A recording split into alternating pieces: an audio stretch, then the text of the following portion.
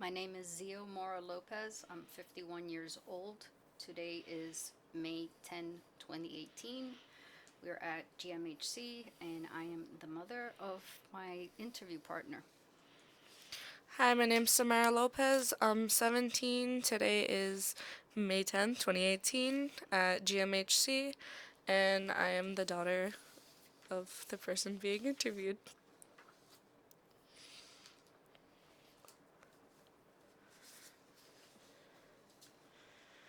Okay, so what is your ethnic background? I was born in Cuba and came to the United States legally in 1970, just before I turned 4 years old. Where did you grow up? I've basically spent all my life in a 10-mile radius in Hudson County and Bergen County in New Jersey, right across the Hudson River from New York City. How did that impact your life decisions? As a youngest of three and the only girl, I felt pressure to be successful in my life. In my family's point of view, successful is do schoolwork, do your best in schoolwork, do only schoolwork, no extracurriculars, no after school activities, just do your schoolwork, get a scholarship, go to college, get a career, get married, and have kids. And having kids is the reason why I chose to become a medical technologist. How did you how did your testing HIV positive impact you mentally and physically? Mentally, it was devastating. It was at a point in my life when I was still basically a newlywed parent. I was married in 91, my son came along in 92, and here I tested positive in 1994. Barely 22 months of age, my son sitting on my lap, I was sitting at a doctor's office being told I'm HIV positive, and at best I had 5 to 10 years to enjoy seeing my son grow up. Mentally, that was devastating. At that time, working in the hospital, I saw patients who were at the end stage of AIDS, and I didn't want my son to remember me that way. And I did think about ending everything. And then I thought about spending as much time as I could with him. How did it affect your interpersonal relationships? Relationships with my parents were strained because my parents thought of HIV as a dirty secret to be kept hidden from everybody, because everybody who had it did it, got it by doing something wrong. My exposure at work, drawing blood from a patient and then turning HIV positive, totally disproved that. But that was something I could never convince my father of. My mom eventually came around to the point that she believed that, and then I actually disclosed to her and told her I was HIV positive years before she passed away. My father passed away last year. I never got to tell him my secret because he never, in 24 years, got to understand that HIV happened to many people many different ways, and it wasn't because of something you did or something you didn't do. It was just something that happened. That was something that I regretted, but I always tried to educate him. What's it like living with HIV today? One other thing that it, in terms of interpersonal relationships, back in 1994, it was believed, you were contagious, you were easily contagious. And that led me to utterly and completely destroy and sabotage my marriage. I mean, your dad was willing to stick by me and stated he didn't mind if he became positive. And that's something I could not imagine doing. It was probably my biggest horror fear in life, is to give it to somebody else. And I figured, we had a kid, one of us had to be healthy. So I totally destroyed that marriage, pushed him away, and kept pushing him away until he finally gave up and said he wanted to get a divorce. Um, and that's totally on me. Happily enough, eventually we became friends and are able to, work together along with his wife Sandy in raising you and your brother. But yeah, interpersonally, it pretty much has destroyed my socially interacting with anybody. And I know you asked me another question, and I kind of forgot what it was. What's it like to live with HIV today? Day to day, I'm happy to say now, 24 years later, it's down to taking one pill one time a day. When I started, it was about 17 or 18 pills every day. But now it's only down to one combination pill. So day to day is not in the front of my mind. Blood work is once every 3 months or once every 6 months. So that's less on my mind. After many years being undetectable, it's not a fear. You know, I've had so many good results in a row that it's like, okay, we know this is going to keep happening. So it's not a day-to-day nightmare waiting for the other shoe to drop anymore. What was your first reaction when you found out? I was sitting in the doctor's office with your brother, 22-month-old, cute little baby boy, sitting on my lap, you know, thinking my world is coming to an end. And going home that day, I seriously think that if he had not been with me in the car, I might have tried to commit suicide. But he was with me, and I had to wait until Daddy got home from work to hand him off. Months coming on, that thought kept going through my head. Is it better that he doesn't remember me at all? Is it better that he remembers me until I get sick? And then when I get sick, disappear somehow so that he doesn't remember me sick and dying in a bed? Or, I wasn't sure. I went and I spoke to a different infectious disease doctor, and he totally changed my thinking around. He, in 1994, in July, said to me, in a couple of years, meds are going to come out, and this is going to be a fightable disease. We're going to make this a chronic disease. You're going to live a full life. Don't get it caught up in your head. And he totally changed my mind about, committing suicide. And thinking whatever challenges come our way, we're in this battle together. So he was an ally in the fight. And that made all the difference in me being here today. Did you reconsider having more children after being diagnosed, in particular having me? Actually, back then I thought, I hadn't really taken care of myself, so I'd gained some weight. And with the medications I was on at that time, there were side effects like high blood pressure and diabetes that came along. And I thought, there's no way I could have a kid. It's crazy. Chances are, I would never be able to have a baby. And the other side was, well, am I going to risk having a kid who is possibly going to have HIV since she was born? And I said, no, I don't want to have kids. Well, one thing and another, and I found myself pregnant in March of 2000, and the decision time was there. It was no longer an option or a planning. It was, okay, you're pregnant, well, what are you going to do now? I called up my doc, and I said, we have a problem. Since he was my, co-fighter in this struggle with HIV, we got a problem. He said, okay, what's the problem? Come in the office and we can talk. And he says, okay, so what's your problem? And I'm like, I'm pregnant. And he said, that's not a problem. We got this.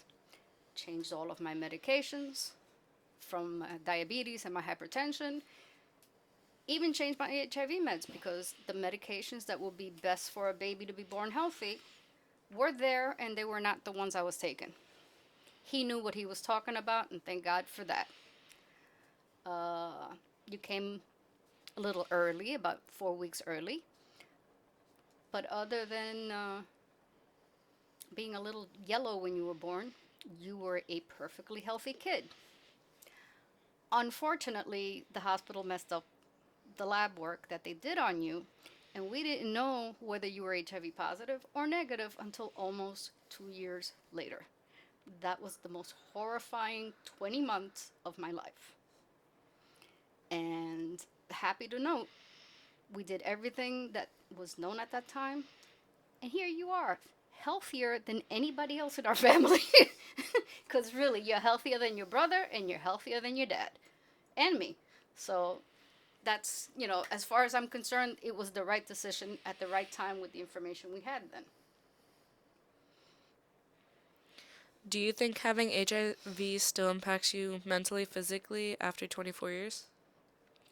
I think now that my dad, um, well, when a couple of years ago when he had started showing dementia signs, in a way it freed me from telling people about my experience because he wasn't going to know one way or the other. And I didn't think of it as a dirty little secret. And I didn't think it was something to be ashamed of. And I've had a lot of crazy reactions with medications. I've had rashes that I looked like I had the measles. I had another reaction that looked like I had, seemed like I had meningitis, and they had to do a whole bunch of crazy tests in the hospital. And through all of that, it was just like, was it the right idea to start medications early, or was it the wrong idea? I don't think that way anymore. And I want to share with other people that doing the right thing is not always easy, but it gets you further in the long run. I've talked to a lot of people in the last 3 or 4 years that have told me all the different things that they went through with secondary infections and stuff because they weren't on medications. And I avoided that. 24 years with HIV, never going to AIDS, it's not been easy because the medications have left me with side effects like numbness in the hands, numbness in the feet, and memory problems. You and I start a conversation and I'll blank out. Like I forgot the question you just asked me 3 minutes ago. But it's just part of the process. It's still between one thing and another. I'm healthy. Does it affect me today? Yes. Now I want to go out and share to people. Get tested and get on treatment. It's the best thing for you and it's the best thing for everybody around you.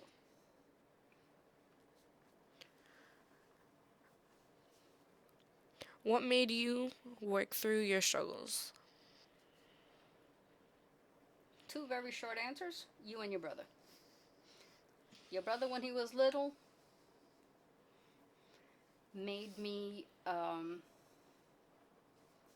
Your brother, when he was little, made me determined to see what kind of a person he would be.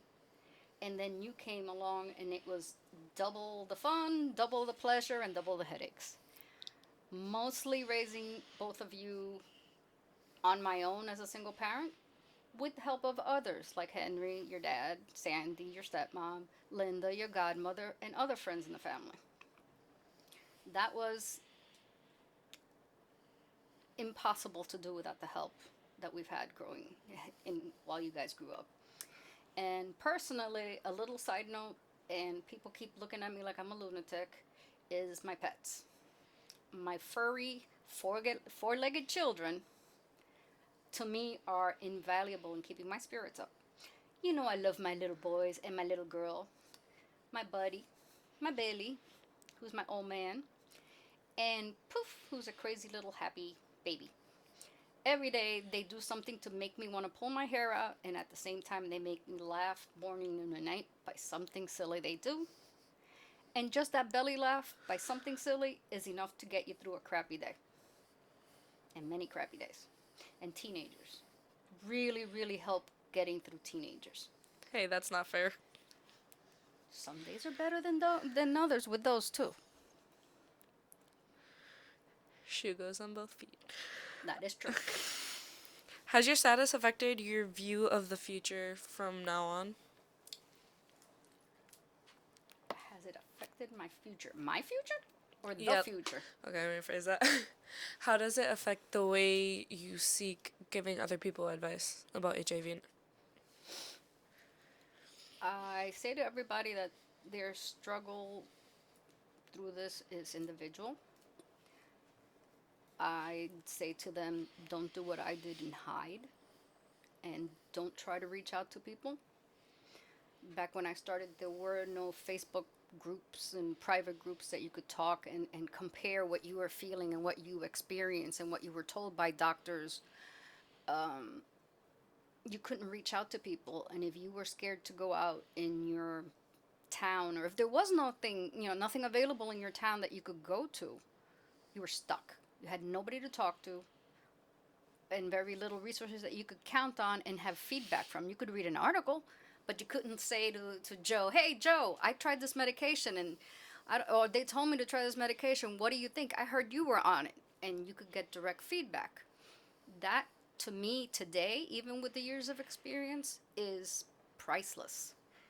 And going to support groups where people have been through the path or are starting their way through this, and comparing what they're going through now, what I'm going through now, and in no way saying it's less now or it's more now. There's just more options and more knowledge. What I would tell people differently today is, get tested, get on meds, and get on with your life. Back when I was told I had this, it was get tested and get ready to die. And that was seriously the case, and people were still dying by the thousands back then. It changed quickly, happily, after I was diagnosed, but it was horrific to get that piece of information. What takeaway message do you have for the people hearing this? I hid for 20 years. I kept my secret to myself. I didn't tell you or your brother. I mean, you found out at a time in your life that the last thing you were expecting was your problems were overshadowed by anybody else's problems.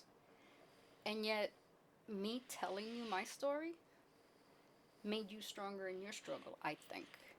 And I know it sure as hell made us closer together because we started talking more about all sorts of things. Stuff that was upsetting you and stuff that was upsetting me.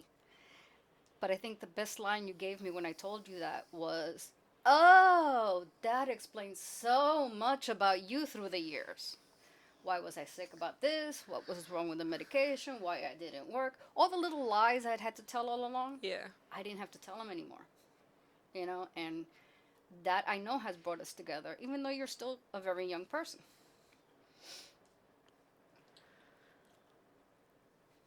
Is there any loved one you wish to remember that and what they meant to you? I think you know as well as I do.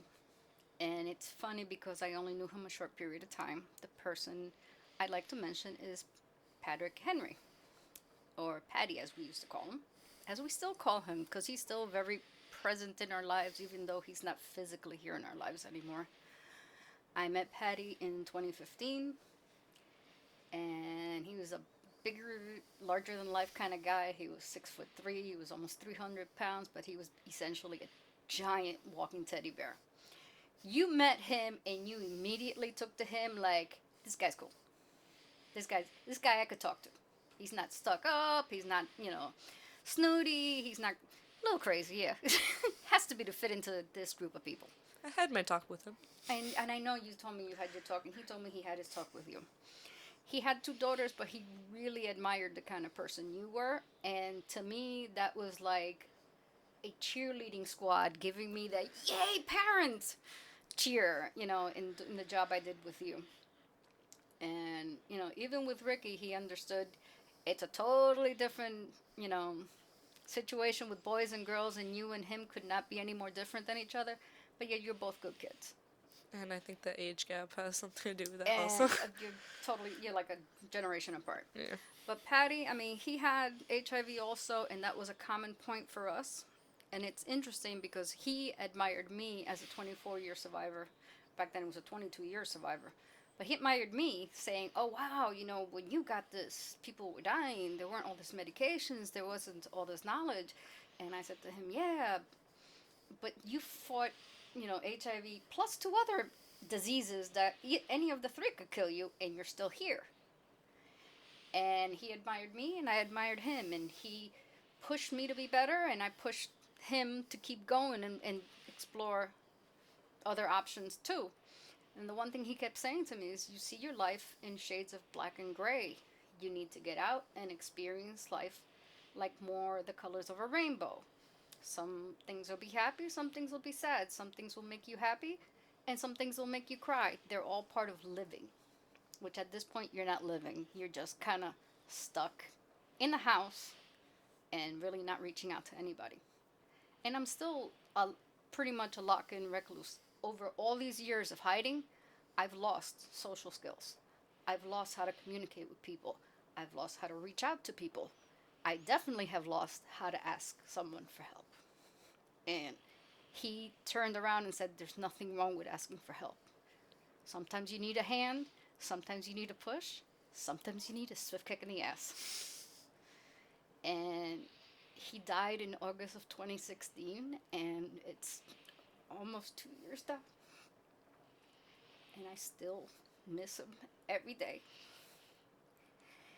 And I still make myself get up and do things I wouldn't do before, because he always said, you need to reach out and do new things and experience new things and keep growing.